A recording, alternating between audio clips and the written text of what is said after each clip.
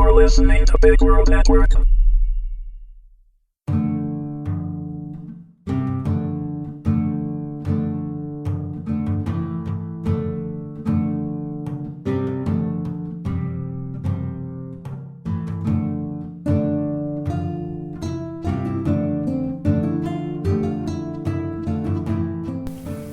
Skyfire, Season 2, Episode 12, written and read by Arthur W. Johnson.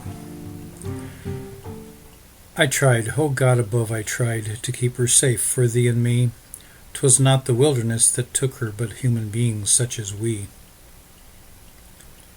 By a stroke of luck, Seamus found the hunting camp on his first try.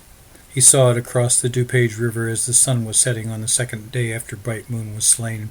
Senego was the first to spot him and sent people across to help him carry the travois over the shallow waters of the river and into the camp. "Where is Bright Moon?" Senego asked. Seamus wordlessly pointed to the travois and sank to his knees, hanging his head in shame.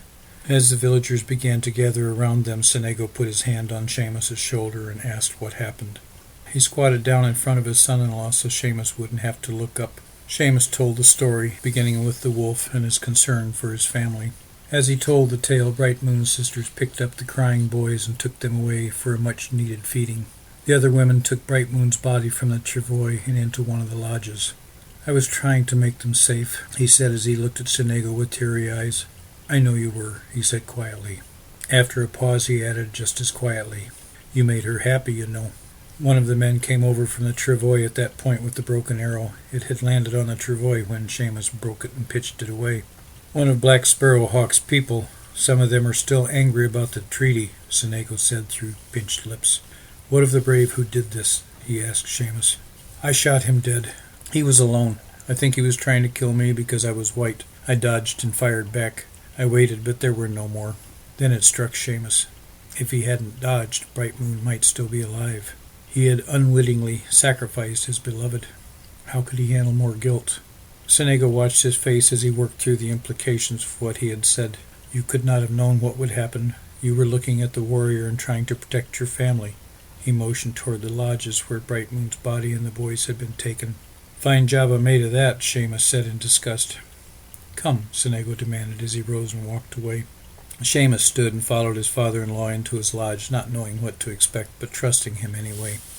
The shaman sat near the fire pit when they entered. He looked up with sadness in his eyes as they approached. Senego motioned for Seamus to sit. They were quiet for a while before the shaman began speaking. Seamus understood a little but asked Senego to translate for him.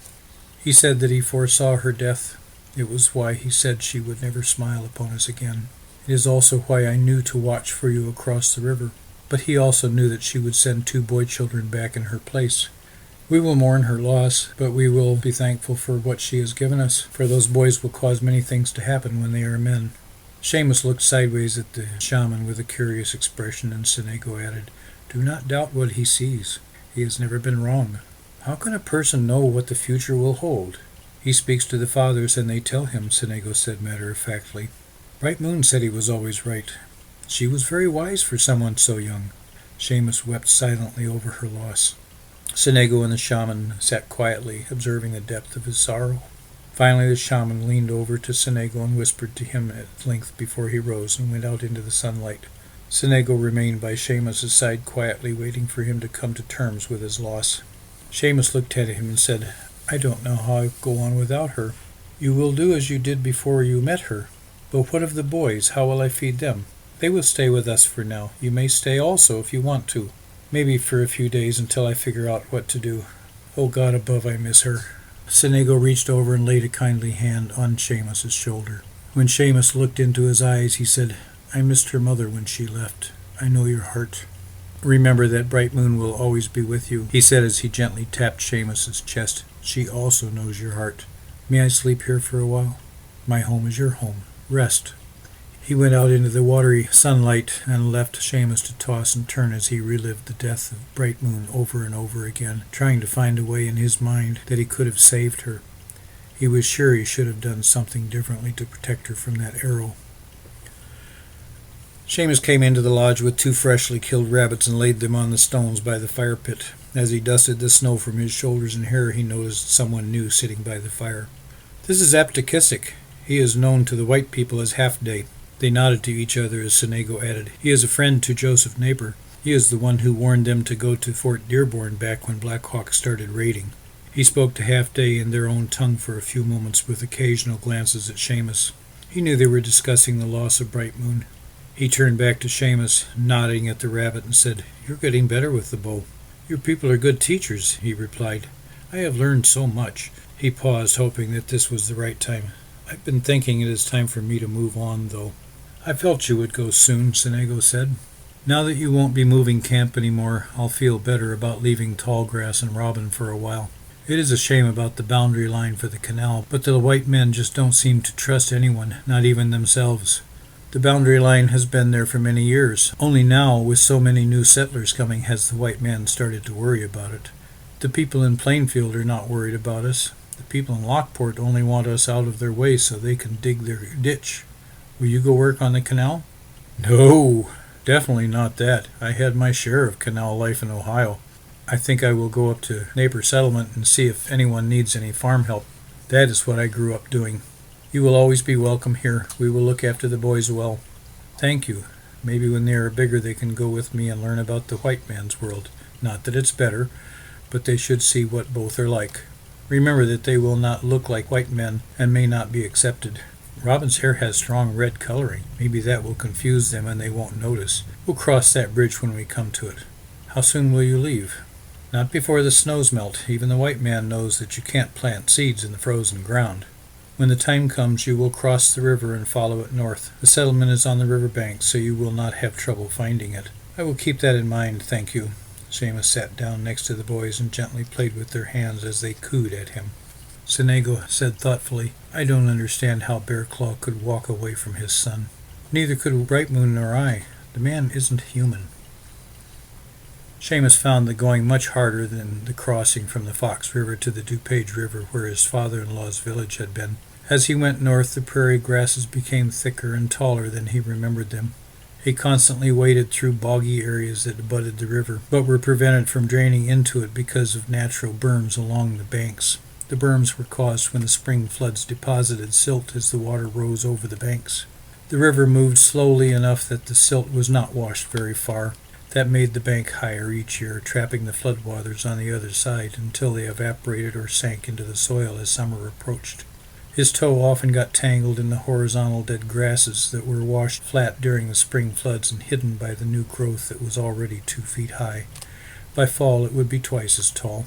He thought back to the name he and Bright Moon had given their adopted son and realized how appropriate tall grass would be for him. He had grown so much faster through the winter than Robin. Seamus's mind wandered over the past few months as he stumbled along. Both boys were walking and even beginning to run. They would respond to their names and were able to form a few words in Bright Moon's tongue. He would always think in terms of Bright Moon, he thought. Of course, it was Senego's tongue also, but he thought of her first in all things. He appreciated how fortunate he had been that Bright Moon's people were so willing to take on the responsibility for the boys while he reestablished himself. He was trudging through the early morning dew when he stopped dead in his tracks. He had noticed movement across the river out of the corner of his eye. He slowly turned his head and saw a herd of 10 white-tailed deer, some standing in the water drinking, some on the opposite bank watching him. A big buck was on his side of the river 20 feet away and staring at him. It chuffed and lowered its head menacingly. Seamus backed slowly away. It was a small rack of antlers the buck carried, but lethal all the same. He stopped after a few paces, thinking the buck would feel less threatened.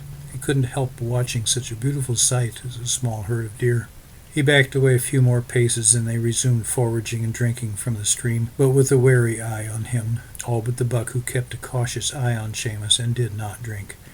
After a while the herd wandered away into the small forest on the other side of the river. The buck, looking back over his shoulder, was the last to leave. What a treat, Seamus thought as he resumed his trek north and east along the river's bank. He had seen deer before, such as the doe and her fawn that he couldn't shoot, but to see a whole herd and be allowed the privilege of watching them was not something he ever expected. He would have loved to share the experience with Bright Moon. But of course, she already knew about it, didn't she? Maybe she had sent them. Was that possible? "Get a hold of yourself, Seamus. Stop fantasizing and get on with your travels," he said to himself. Later he again saw movement up ahead between the trees along the river. He stopped and watched long enough to determine that it was a human wearing a hat and therefore must be a white man. He called out and the head turned in his direction, staring as he approached. At the same time he noticed that the river split as though going around an island. "Would this be Napier Settlement?" he asked as he got closer. "Afraid not, friend. This is Fountaindale. Some folks call it Scott Settlement. What can I do for you?" "I'm looking for work. I can plow and plant and do whatever else needs doing." "I'm Willard Scott," the young man said as he offered his hand. "My pa owns this property. He's Stephen Scott. I'll take you to him, but I don't think he's looking for help right now." "Thanks," he said as they released each other's hands. "I'm Seamus O'Flaherty. I'd appreciate any work I can get." They got to the ford, and as Willard Scott took off his boots, Seamus said, "Do you live on the island?" "It's not an island. This is where the forks of the east and the west branch of the DuPage River come together."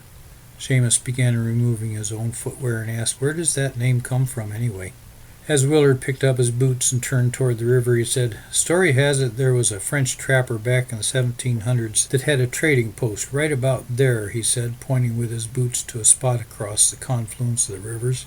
"His name was DuPage, but, like everything else, it changed over the years. Leastways, that's the story as I got it from Half Day." "I know Half Day. I met him this winter when I stayed with my father-in-law, Senego."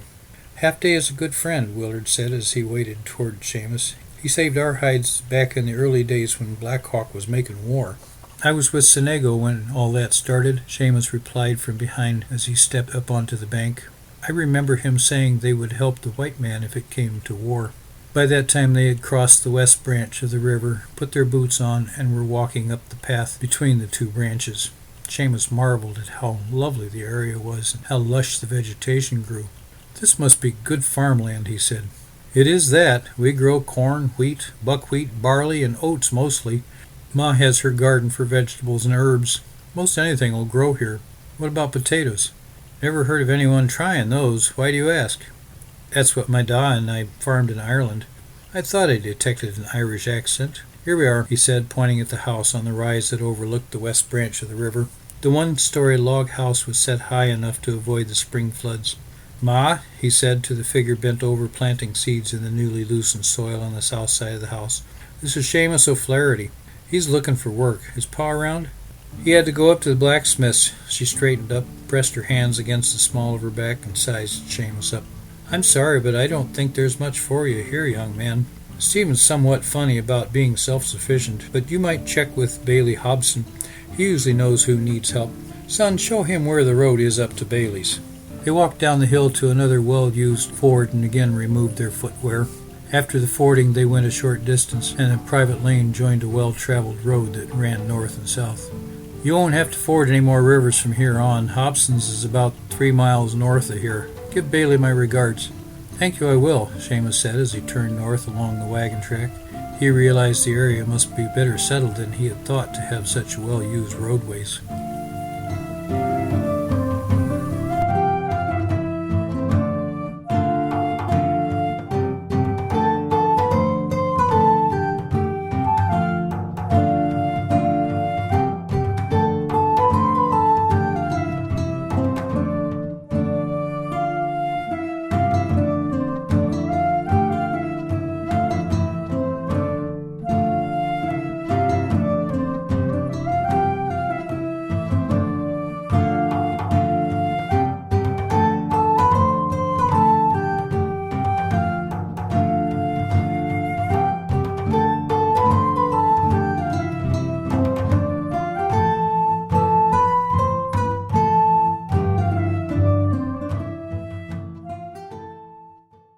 Music by Kevin MacLeod.